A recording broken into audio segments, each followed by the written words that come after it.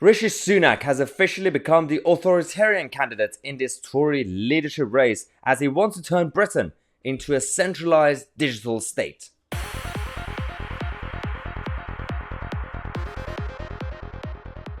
Oh dear, it hasn't been an easy few days for Rishi Sunak's campaign team. Firstly, his performance has not really gone down too well. It's too polished, but it's not really about that. It's also about policies. This is the same guy who is behind the new infrastructure to create digital currencies. Well, to be able to program them. It's not just like your cryptocurrencies or some sort of decentralized system. It's supposed to be the Bank of England central banking system to be able to program the digital currency so that they could actually, it's sort of like in Canada when they froze the assets of protesters, they'll be able to let you know what you can spend your money on. The Communist Party in China have already implemented this policy, and it's going too well for the authoritarian regime. But in reality, there's someone like Rishi Sunak, who is standing on a democratic platform. These people, including the authoritarians from the Labour side as well, or the Democrats in America, they're all the same. They introduce a policy based on compassion, based on good intention, saying, well, we're doing this because we want to tackle injustice in the country.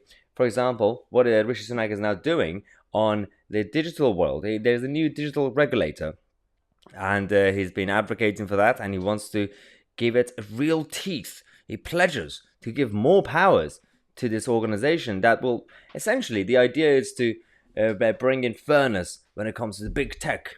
But in reality, you know what happens? Big government and big companies go hand in hand. Corporatism is what's running this world. The reality is we don't really have a democratic situation anymore. You can't fight against big state, but what about big business? Now, when they do go hand in hand, when the lobbies are taking control of the political agenda, we can't really have any say. Now, this is the regulator is called the Digital Markets Unit, or DMU, that has been established within the CMA to begin work to operationalize the future pro-competition regime for digital markets. Interestingly enough, it's very similar, it's exactly the same as the European Union's Digital Markets Act, or DMA. And that's the new EU's new law to make the digital sector fairer. Well, yeah, it's all about competition, isn't it? No, it's not. Because what it does, in fact, it gives more power to those big tech companies that have access to expensive lawyers and accountants to be able to find loopholes, and any startup that comes up will be completely crushed. For example, Twitter is protected.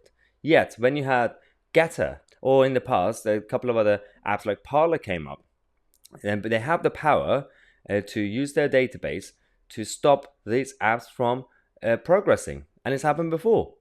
So it's not really creating fairness, is it? It goes hand in hand with the idea of digitalizing the state, and it's creating a more of a centralized system. And we wonder why a lot of the people, including a lot of young conservative-minded people, don't really want to consider Rishi Sunak as potential leader or prime minister. There were a lot of reactions on Twitter as well when it came to this policy. One person said, the Chinese dictatorship is slowly creeping in with alternative methods and ways to bring in the digital world, from the NHS to travel, money, food, and petrol. Again, it's already happening in Sri Lanka. We had another one saying, there's one more step to the digital social credit system, like China.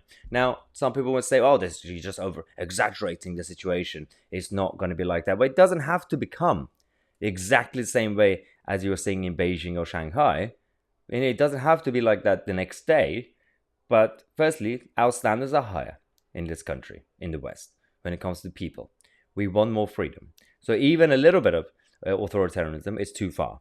But what we say is that the slippery slope is going to continue to create more opportunities for the statists to take over. Whether it's going to be the Labour Party or Tory Party, that's going to be the same thing. It doesn't really matter about the colour of the parties at this point, because it's the state that runs the country. Now, we're going to come back. We're going to do more videos there. If you like this t-shirt, by the way, Build Back Britain, that fights against the globalist version of it, Build Back Better, you can find the link in the description. Get your t-shirts now. I'm Maya TC, and we are the media.